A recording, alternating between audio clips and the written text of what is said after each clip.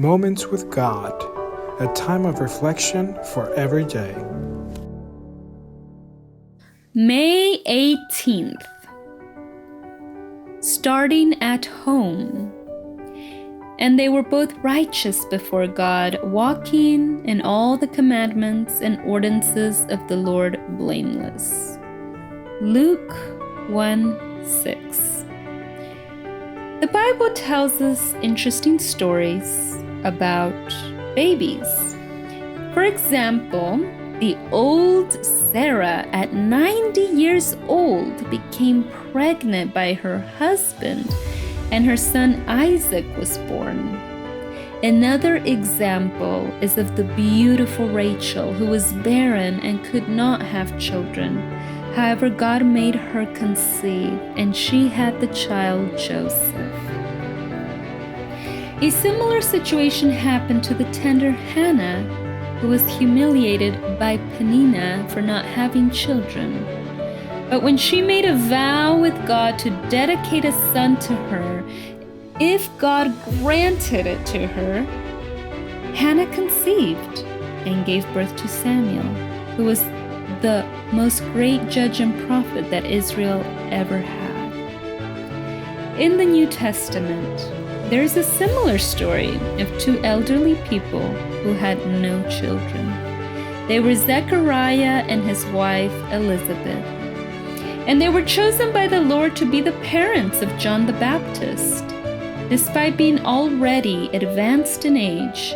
But what do these people, in whom God worked miracles so that they conceive when it was impossible, have in common? Why did God give them children when there was no human hope of being able to have them?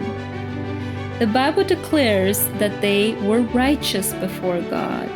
That was the common denominator in all these people in whom the miracle of conception happened when there was no hope. Loyalty to God came first, and God rewards according to his providence and will. For the home where God dwells is a place of blessing. There is courteous treatment between each of the members. Love is present, respect and tender consideration towards others. That is why the duty of each believer is to work first at home, leading each member to the feet of the Lord. Our first effort must be for our family to be faithful to the Lord.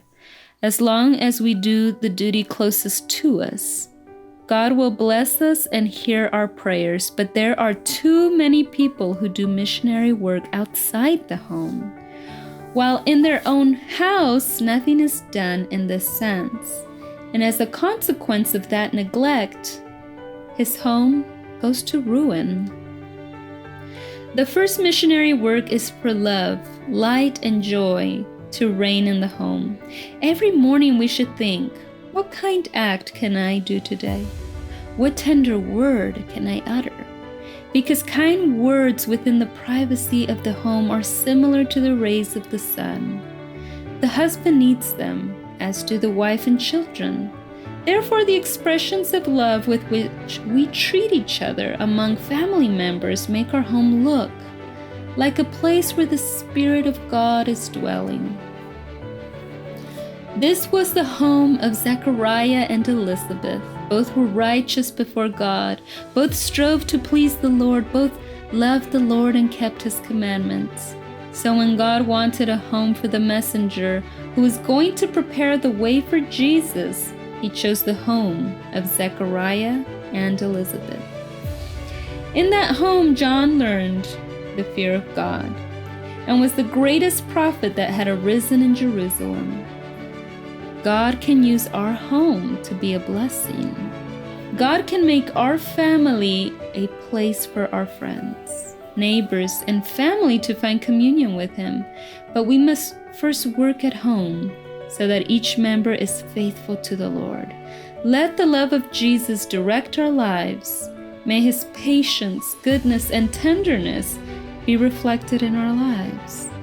Let's start by being a blessing to those at home, and then the family will be a blessing to those outside. Amen. Thank you for listening to this audio. We invite you to share with your contacts and visit the website BibleWell.com.